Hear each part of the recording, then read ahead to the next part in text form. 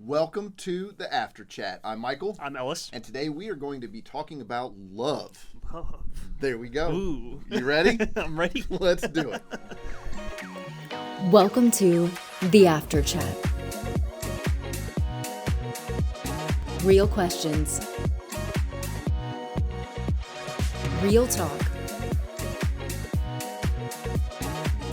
Real life.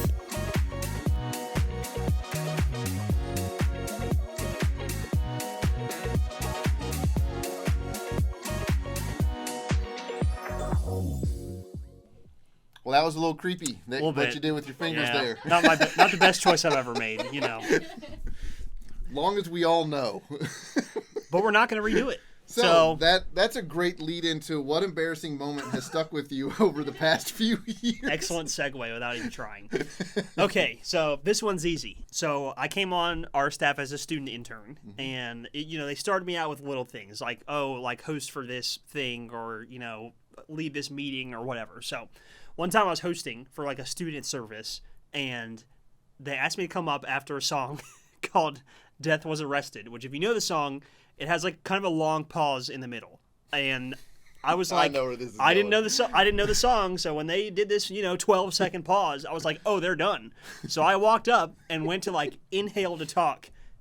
Music came back up, and I basically crowd surfed off of the platform. I was like, yeet. I wanted to just get away from there as soon as possible. It was terrible. It still like plays in my brain like an Instagram reel every once in a while. Anyways, what's yours? Well, actually, this is so weird because mine was actually going to be something similar. Nice. So it was, I was pastoring out at the ALIC campus. Yep. And I was going to be hosting. It was going to be Chuck Moore's very first time hosting. Who, for those of you that know don't know, Chuck Moore is one of our ALIC campus pastors now. His wife Sandra, who's also a pastor out there, she was leading worship, and Chuck was like, "Hey, I'm a little nervous about doing this." I was like, "Dude, it's gonna be great. Like, you watch me, and whenever I go up, you come up, and it's gonna be just a super awesome experience." Yeah. And so another song, kind of like that. I thought Sandra was done.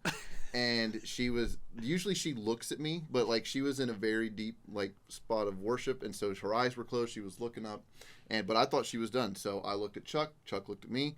We went up there, and then Sandra kept singing.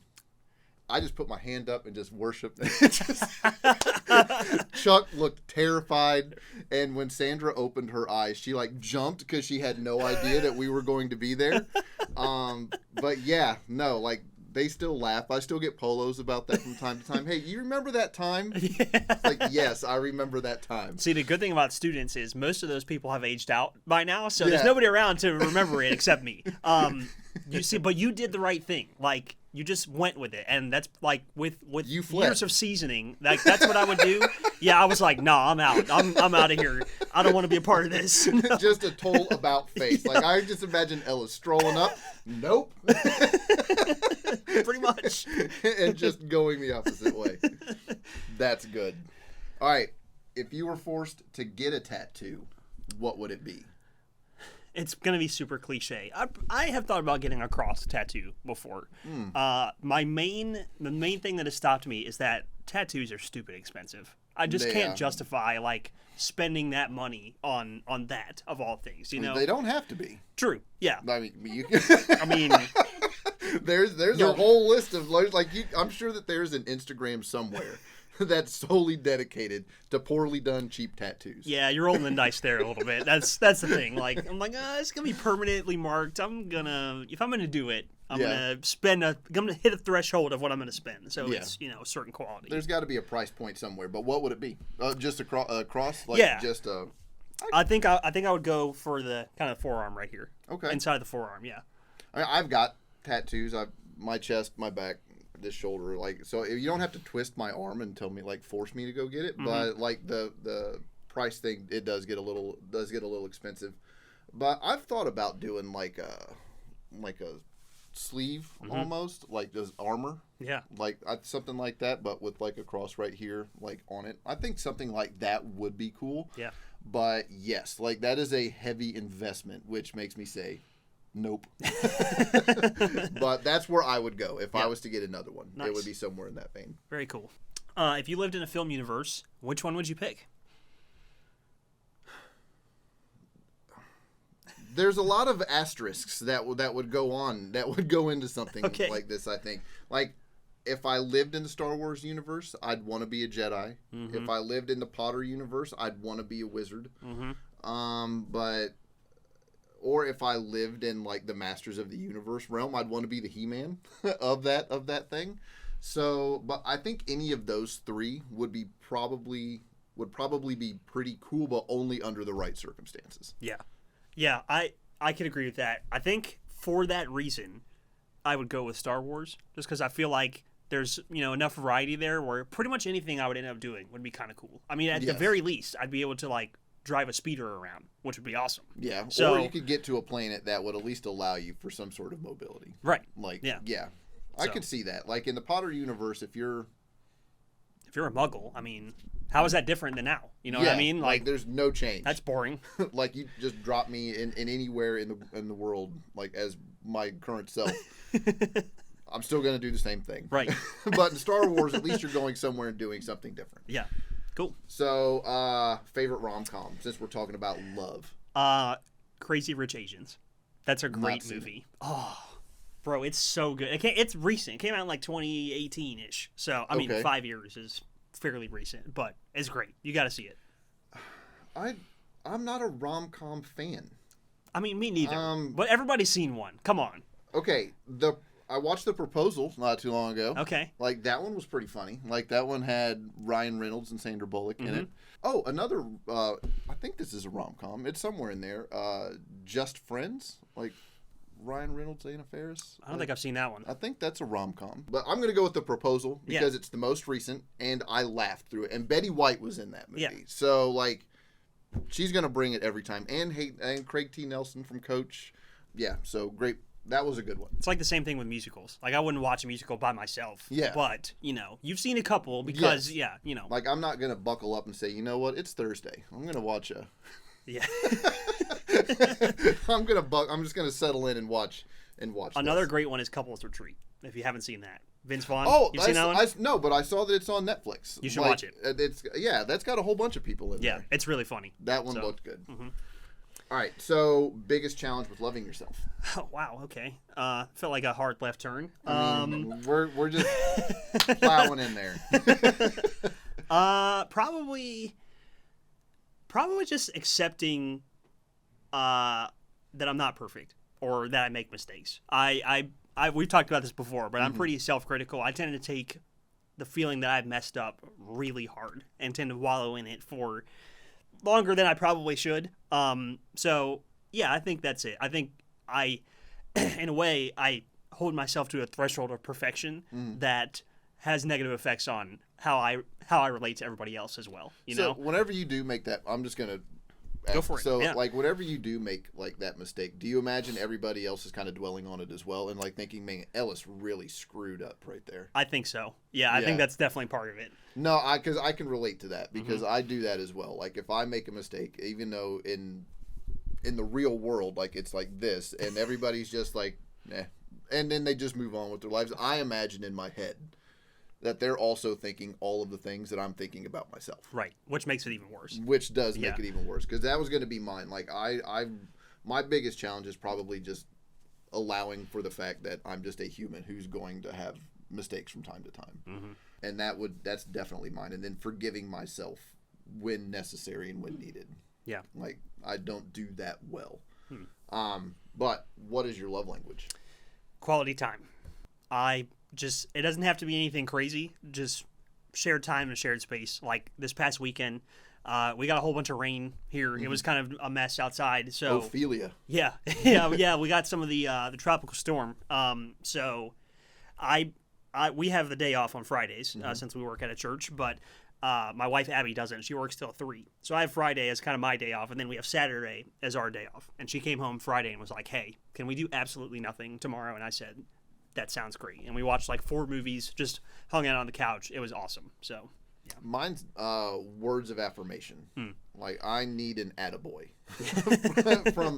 from time to time. I mean, and it doesn't have to be like, like a long drawn out sonnet or poem or anything like that, but just a verbal acknowledgement. And it's not like, doesn't have to be public, but if just a, hey, great job, like that fills my bucket. Yeah. And really makes me feel good, kind of like in that thing, in the way that you were talking about there. Right. So it doesn't, words of affirmation, huge.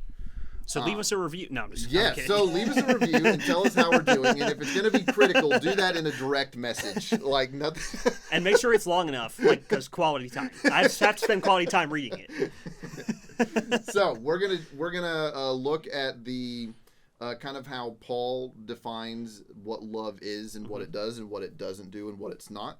And we're going to be looking at 1 Corinthians 13, 4 through 6 for this. And that is where Paul wrote, love is patient, love is kind, it does not envy, it does not boast, it is not proud, it does not dishonor others, it is not self-seeking, it is not easily angered, it keeps no record of wrongs.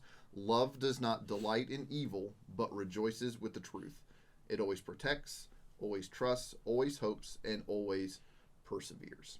Let's do this in the negatives and the positives first. So let's look at what love is, what love is not, or what it doesn't do. Yeah. So we start off with love does not envy. And so I'm a dictionary definition guy. I'm like, if I don't have a pretty clear concept of what something means, I'm like, let me go look it up. So the word envy means a feeling of discontent or covetousness with regard to another's advantages, success, possessions, etc. So what does this look like in love? I think for me this means you can't love someone while also envying them or coveting what they have. And this one feels like it steps outside the context of just romantic relationships. You know, Jesus says, love your neighbor as yourself. You can't do that if you're... I know, there's a fly buzzing around. Yeah, so, like, there's a fly. Let's just call it what it is. You're going to see us swatting it. You can't love your neighbor if you're jealous of what they have, envious of what they have, and you're like, man, I wish I had that car, I wish I had that house, those kind of things. And I think it really speaks to what's going on inside you. Like, if you can't see somebody else be elevated and praised or honored in some way and not feel happy for them. Yeah. Like, even if like you and your personality and their personality doesn't necessarily mesh.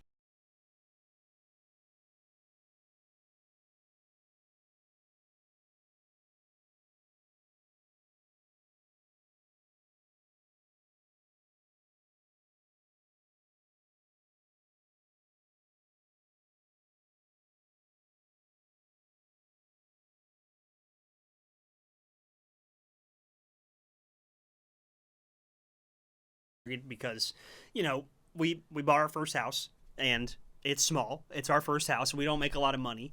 And some of our other friends, they're on their second house. They have kids, so they have bigger houses and they have more stuff than we do. They've had more time to, be together and save money and all those things. And it's like, man, like, this house is kind of small compared to that one. And, it's just having to step outside of that and be like, they're in completely different stage of life than we are. And there's no need for envy or comparison, right? And I think that's really what that gets to. Like, if you're sitting there like being envious of people, like you're making comparisons already. Like like that's the root of it. So just one more thing on this. A good scripture I found for this one is Proverbs 14:30, which says, "A sound heart is life to the body, but envy is rottenness to the bones." Oh, that's a bar. All right, next one. So, love does not boast. And I don't, like, whenever I read that, love isn't focused on oneself. Like, if you're boasting, you're already, like, you're focused on what you have and what you're doing and all of your things. And for me, like, the opposite of that would be, like, love seeks to magnify others. Like, you want to see the other, like, the best brought out in others. Like, that's what, whenever I think about this, that's kind of what it's leaning towards is I love you and I want to help you be the best that you can be, not so much focused on myself.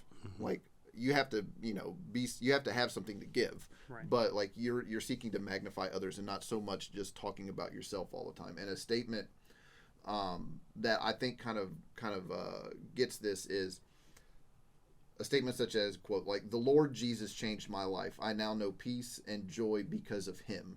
that's like boasting of the Lord, like not something so much about what you have in yourself or like what you've done for yourself, but what something God has done through you or for you.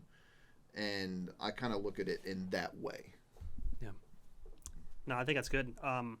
It kind of goes in tandem with the next one. So I'm just gonna tag team this one, which is love is not proud. Yes. And I think being proud in itself is not inherently bad. No. I think there's a line here. You know, you can be proud of a project you worked on, or obviously proud of your kids for something they did, or proud of a friend for something they accomplished. I think where we kind of differentiate is we can have an inflated view of our own significance. Yes. And that's when we become overly proud or prideful. And I think in the context of our relationships, you know, you can't have an elevated view of your own significance over your spouse or significant other or your family or your friends. I think that's where kind of like just like self-awareness, like, yes, this was my accomplishment. This was my contribution to it. Like, I can be proud that I know that I did the best that I could do. Like, and I think that there's a contentment that we can find there. But I think where we're trying to find that line is, I did all of the things. I did all of this. This was all about me, and not like actually being honest and saying, okay, well, a whole lot of other people helped with this too. Like, that was all me. Yeah. Like, and I think we have to, you know, incorporate this in our relationship with God too. We can't take credit for stuff God did.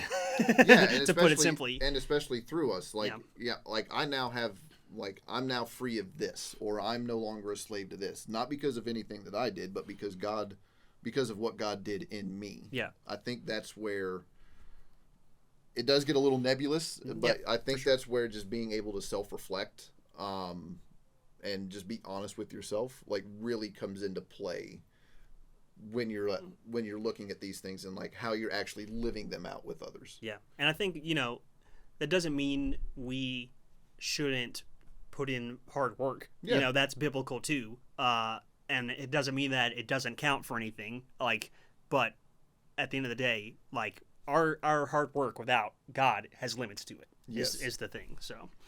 And then I think the next one here, love does not dishonor others. Like, I think of this as love is not rude, which I think is becoming more and more acceptable in today's culture, especially if we want to go back to like episode 1 of this with the outrage culture. Yeah. Like, a lot of it is just generally being rude. And I found this quote here. Essayist Merrill Marco in the Wall Street Journal calls a renaissance of rudeness, which I thought was a fascinating term.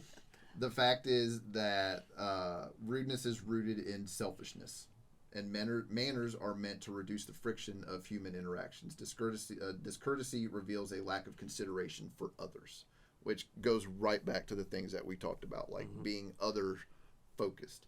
The ill-mannered person is communicating that it's all about me, and love, by contrast, cannot be selfish for the simple reason that love is concerned for the other person's well-being. Therefore, love is mannerly. And we can go, I mean, right to where Jesus says, love others as yourself. Like, do you want people to run around being rude and disrespectful to you? Like, no. So you should probably treat other people the way that you want to be treated. I think really sums up like the love does not dishonor others in that way. Yeah. Yeah. And again, like, these very much work in tandem, and a lot of them thread together. And the next one is love is not self-seeking, which I think is kind of what you were alluding to there. You know, I think we as humans are capable of loving for the wrong reasons. You can love for the benefits you're going to get out of it. You know, if I love my spouse or my significant other well, then they're going to love me well, and that means I'm going to be treated great. Or, you know, if I love my friends or my neighbors well, then you know, I get to reap the benefits of that. When in reality, what we're called to do is love because we were made to, and because we were loved first, and that kind of love looks like, regardless of the outcome. Right, exactly, and that kind of love looks like I'm going to love you and serve you. Because I want to, basically, regardless of, like you said, regardless of what might come out of it. Yes. So. And the next one, not easily angered. I mean, this is just, I mean, we're going to look at it here in a second, but when we get to like what love is, like the first one is love is patient. Like this is the exact opposite of that. And if something makes you angry, like it makes you angry. Like you don't always get to control your emotional response. Like you feel what you feel when something happens. Right. But that doesn't mean that you have to act on that. And Paul in Ephesians 4:26, like in your anger, do not sin.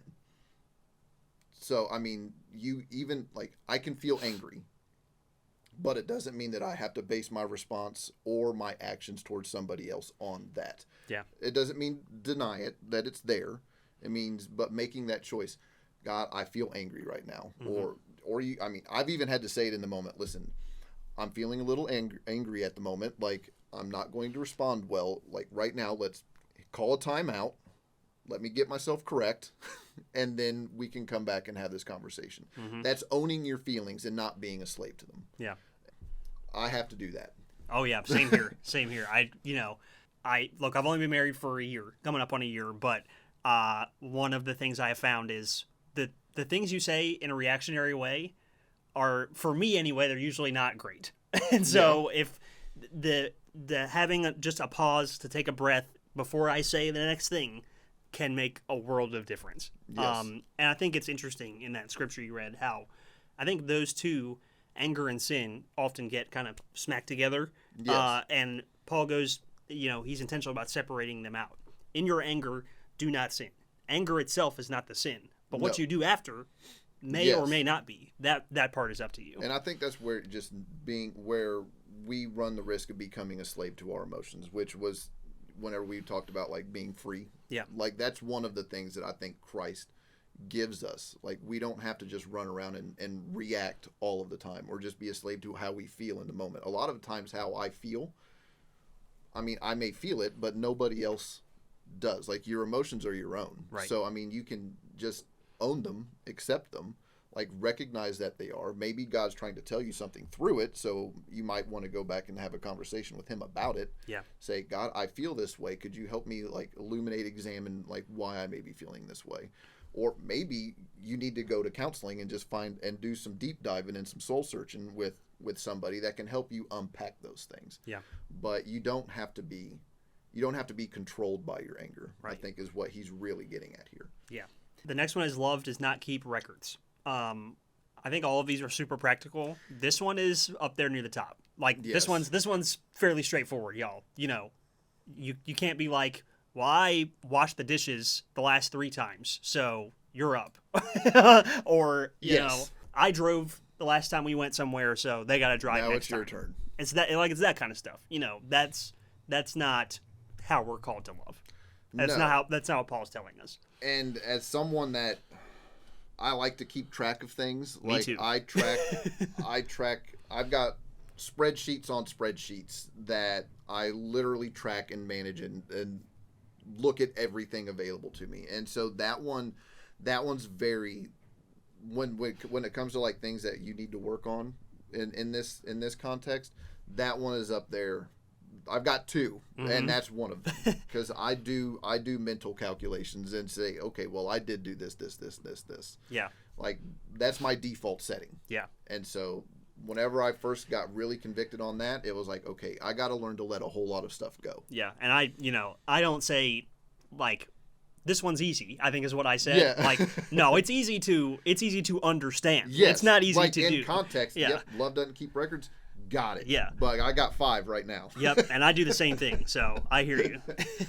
We could have broken this down into 2, but I thought because it's a compound sentence, so I just figured it would put them together.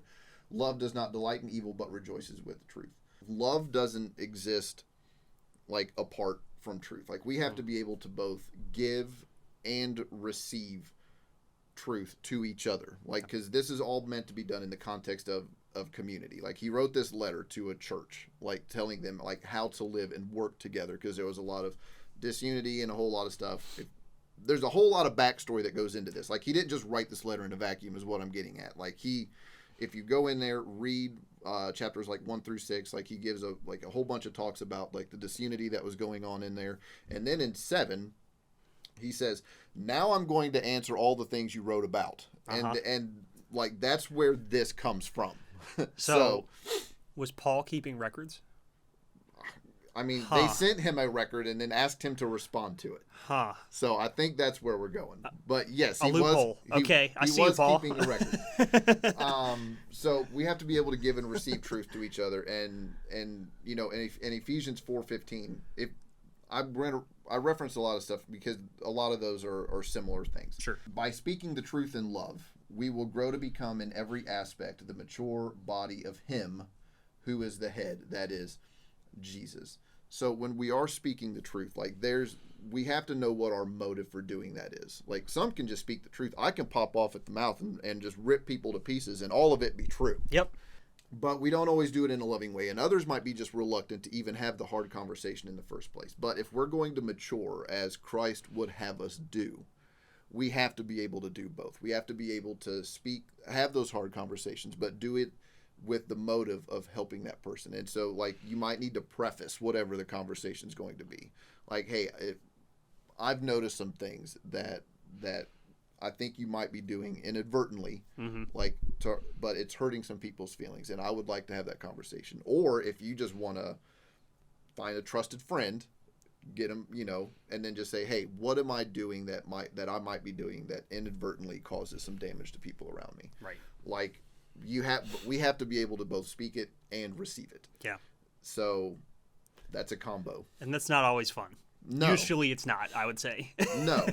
Like in the moment, it's going to be one of those things where it's difficult and it's hard of hearing. But if you're self-aware and you can not react emotionally, but honestly say, is what they're saying true? Mm-hmm. That's an opportunity for growth where you can become much more of the person that Christ would want you to be. Yeah. Very cool. All right. Now let's look at what love is. Yeah. And what it does. Love is patient.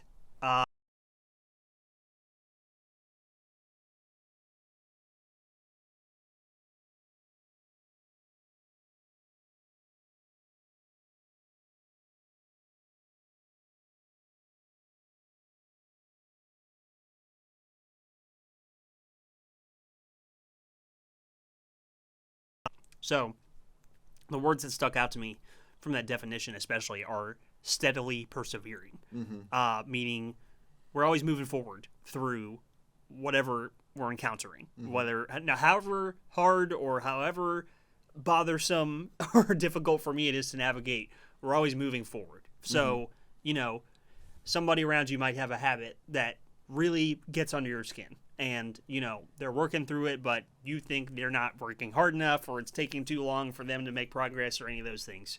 Being patient, loving in a patient way is you're always there encouraging them as they take one step forward. You're steadily persevering with them as they walk through that journey. And, hopefully those same people are doing the same for you. Yes. So, love is kind. In Colossians, Paul wrote, therefore, and this is Colossians 3:12, therefore, as God's chosen people, holy and dearly loved, clothe yourselves with compassion, kindness, humility, gentleness, and patience. So all of these are kind of, he's using the same language, but in different ways to different people. Right. But that metaphor, clothe yourselves. Like, so where do we get that? Like he's saying that you can clothe yourself with it. So like my question is, okay, so where do you get these clothes that you can do this with? So it is a fruit of the Spirit. It's in Galatians chapter 5 verses 22 and 23 where Paul wrote, but the fruit of the Spirit is love, joy, peace, patience, kindness, goodness, faithfulness, gentleness, and self-control. So like we get this patience, like we get the access to be patient as God is with us. And then, in my mind, the way that I connect this is we have a choice in how we respond. Like, we don't, if someone is being some sort of way, like, we now have the option to be kind and patient, kind of like what you're saying. Right. So, for me, like, patient or kindness, they're also used interchangeably. But for me, like, the kindness thing is like, we have that option to choose that, and we can choose it over and over and over again, or we cannot. Like, there's tons of reasons to not be kind to people. Like, this person did this person did this. Like, so I'm just going to be run around and be a jerk because look at what everybody else is doing. Right. Nobody else is kind, so why should I be? Why should I be? Mm-hmm. Yep. And so you have an option and a choice here. Yeah. And that's how I look at that. Look, I'm talking as much to myself as anybody, but remember that when you were behind the wheel of a car. Yes. People aren't kind. When they're doing that, doesn't mean I have to be unkind to. Yes. So the next one is love always protects. So protect is to cover or preserve. So I thought of a funny story for this one. We go on a student mission trip every summer, and this past year we were in Walterboro, South Carolina, and it was raining the entire week. We're doing things like re-roofing houses, building accessible ramps, decks, things like that. So it was raining the entire week, which throws a wrench in things. And usually all our materials and stuff stays at whatever site we're working on for the entire week. And so in this case, we need to cover stuff up, like especially like wood. We need to cover it up with a tarp or something if we're going to be able to use it the next day if it rains overnight. And it's funny because the students just can't wrap their brains around that sometimes. It's like, why? Like, well, because we need to preserve the quality of this, or we're not going to be able to use any of it. Then we're going to have to wait for them to bring more. And yeah, so same kind of deal here. You know, you cover a pile of wood with a tarp if it's going to rain to preserve the quality of it. We're essentially doing the same. We're watching out for others. We're preserving them. When rains and storms come in their lives, we are covering them to make sure they're intact as they go through them. And again, hopefully people are doing the same for us. Proverbs 10:12 says, hatred stirs up conflict, but love covers over all wrongs. Yes. So, and love covers a multitude of sins. Like that's I think that also ties into that. Like we're called to protect people, and sometimes that means like incorporating all of the things, like because all of this works in tandem together, like you mentioned earlier. And the next one, love always trusts. This one could, I think, be reworded as love always gives the benefit of the doubt. You know, around here at PCC, we always talk a whole lot about believing the best. It means not just coming in with presuppositions that somebody is purposefully doing things to annoy or frustrate you. Like we're willing to give the benefit of the doubt. Presuppositions. Now, that's $1,000 word. So, nice. But I mean, it doesn't. Now, love doesn't demand that we trust a person when there's no basis for the trust, or the trust has been like destroyed. Like that just wouldn't make sense. I'm not saying just run around and give blind trust to everybody and everything. But where there's no reason for that, then you should probably believe the best and give the benefit of the doubt there. You know, as followers of Jesus, we're asked to not really treat everyone that way. You know, that's a very closed off, guarded way to live. And so I think believing the best, giving the benefit of the doubt when there's no reason to not to, I think is a way that we can love and show that we're here for them. I think it's interesting how these two are linked, because I think we often separate them because we can love somebody without trusting them. If we have, or at least we think we can. If we feel like, you know, this person, they've proven to me enough times that like this ain't it, then you can be like, hey, I love you, but that doesn't mean you keep them close in your inner circle. So I'm just curious, like for you, how do you work out like these two work together? Love always trust. I mean, I've got a lot of junk in my past that just makes me naturally suspicious and skeptical of people. And so what I have to do is I have to honestly reflect on what do I know to be true? Yeah. Has this person done anything wrong? No.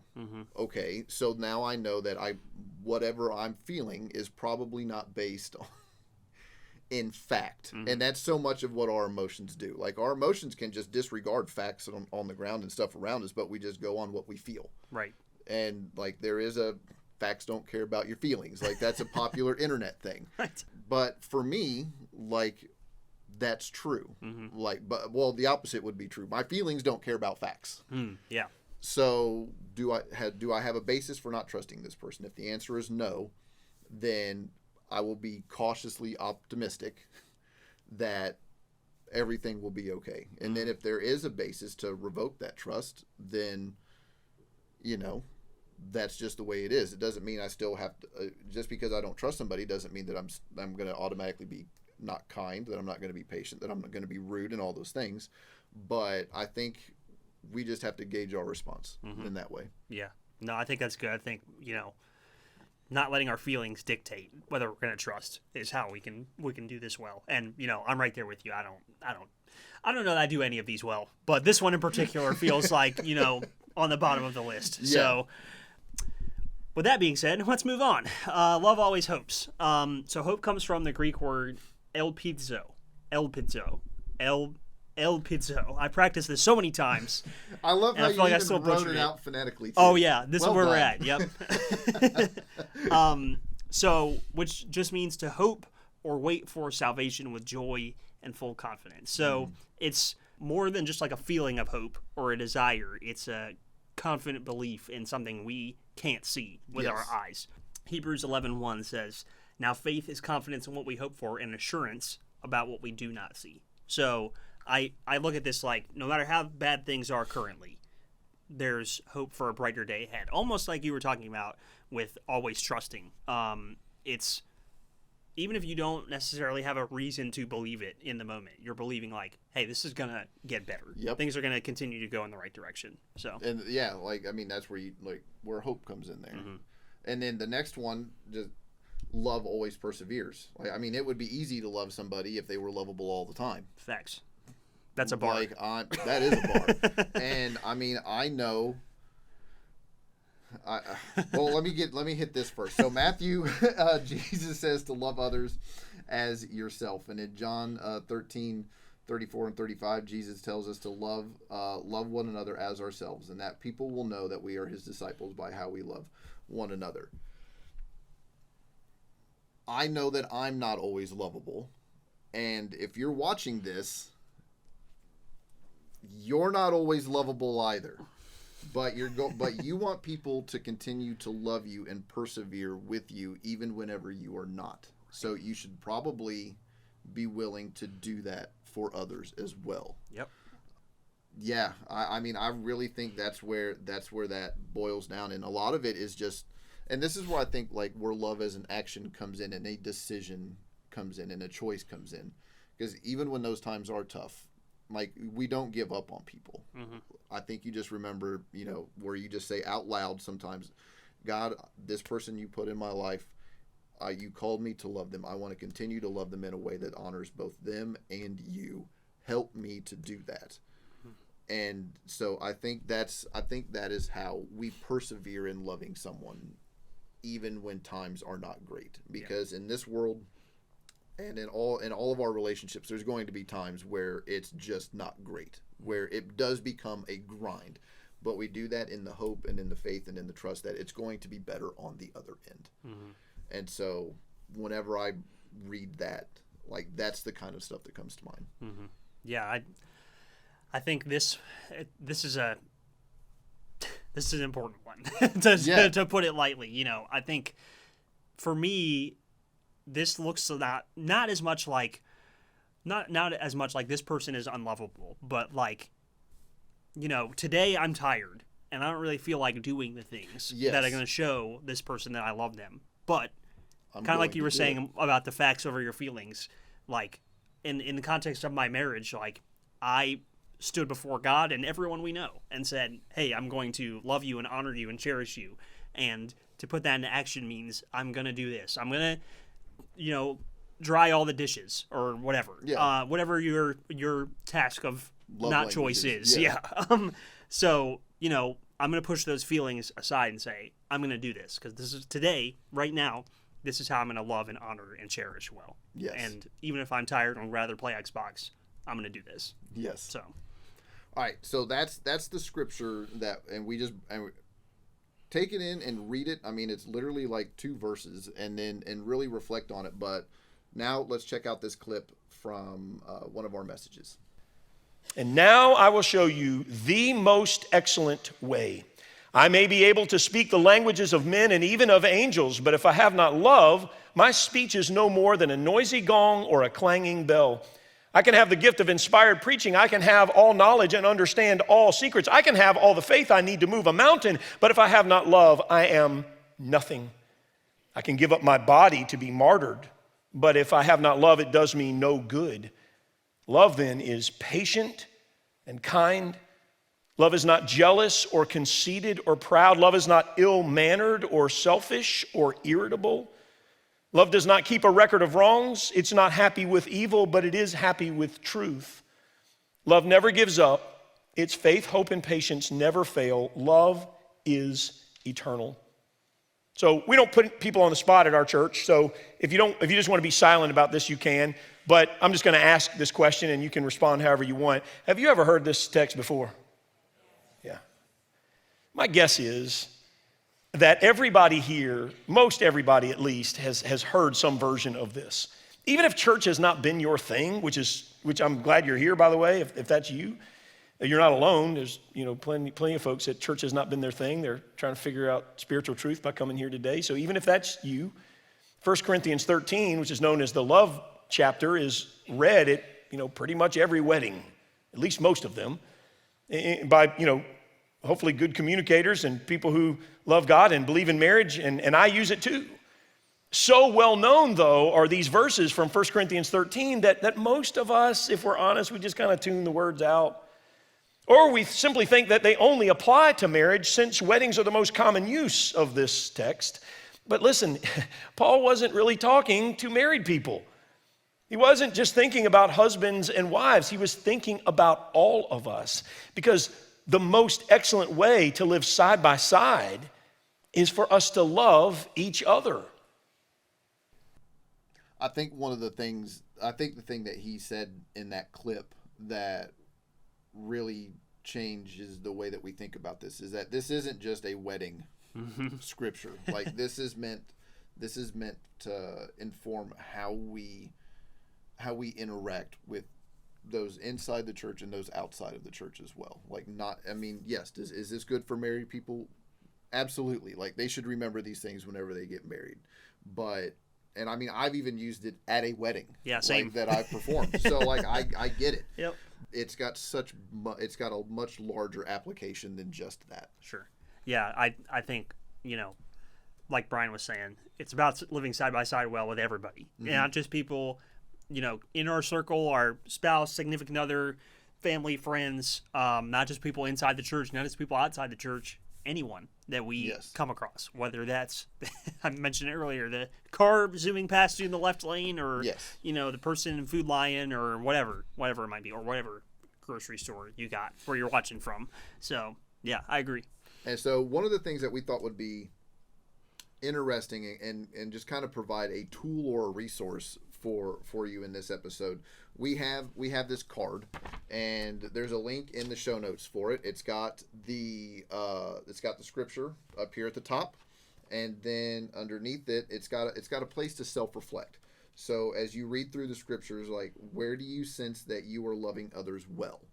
And then you underline those words. And then on the other one, you read it again, and then you circle the areas where you think that God may be prompting you or nudging you to maybe reflect on and grow in. So for me, I'm somebody that very much values loyalty. So I'm going to be loyal to people. So when love perseveres and not giving up on folks, I know, or I believe that I do that fairly well. And then just like we mentioned earlier, in the area where we could improve, mine I know is trusting and believing the best. Mm-hmm. I know that is where I'm more prone to, if I'm going to let you down, it's probably going to be stemming from somewhere in that vein. Mm-hmm. Yeah. So I think for me, one that I feel like I do pretty well, that, I think all of us are always growing in all of these, right? So it's hard for, I talked about how I was self-critical earlier. It's hard for me to be like, I do any of these well. But anyways, if I had to pick one, it would be love never gives up, kind of like you were saying. If I commit to something or somebody, I'm going to be there. And it's going to take a lot for me to be like, I'm out and walk away, I think that would be the one for me. If there's one where I feel like God is nudging me and saying, hey, you're missing the mark, you could do some work in this area, it's not keeping a record of wrongs, for sure. I think I do tend to keep track of things and keep score and remember, well, when they did this, or how it looks for me a lot of the time is, well, like they messed up and the bar is here. So as long as I don't get down here, then I'm good. I have this much room to work with, and that's not very not great. Tit for tat. Yeah, kinda. exactly. Got you. Yep. Whenever you catch yourself slipping into that, what do you do? Mm-hmm. How do you break that cycle? So in this series that we just saw the clip from, Side by Side, one of the messages was about forgiveness. And I really encourage you to go to our YouTube channel and check out the rest of the messages from the series. But one of the things Brian talked about was in that message was burning the ledger. Take your record of rights and wrongs, and they did this and they did that, and burn it. And so I try to do that at the end of every day. Like whatever happened that day, whether I was wronged or I feel like somebody messed up and it impacted me, I just try to flush it before that day is over. Because Gotcha. You can't carry that stuff into the next day, because then it just rolls on and on and on, and ultimately it has no bearing on what happens the next day, or it shouldn't anyway. Got you. Yeah. No, and for me, I've just had to accept the fact that I needed to find a place where I could go and talk about where a lot of my skepticism and things like that, and just general distrust of people, really came from. So for me, I had to go into counseling for it. Like I needed a safe space just to unpack a lot of things that I was feeling, and just deal with them in a healthy way. One of the things that really prompted me to do that was just, there was a message that we had where Brian just talked about how we all just carry our junk around, and until you actually just face it and deal with it, it's just going to keep popping back up in unexpected places. Right. And so just that, and just realizing that I could do things better and differently and be better, it just was like, okay, then I just need to go deal with these things.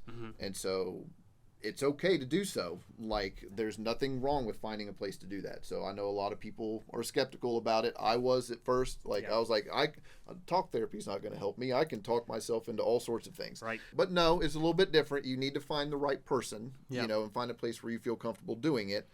But that for me is how I've learned to start dealing with those things in a healthy way, and realize that just because I feel something, that doesn't necessarily make it true.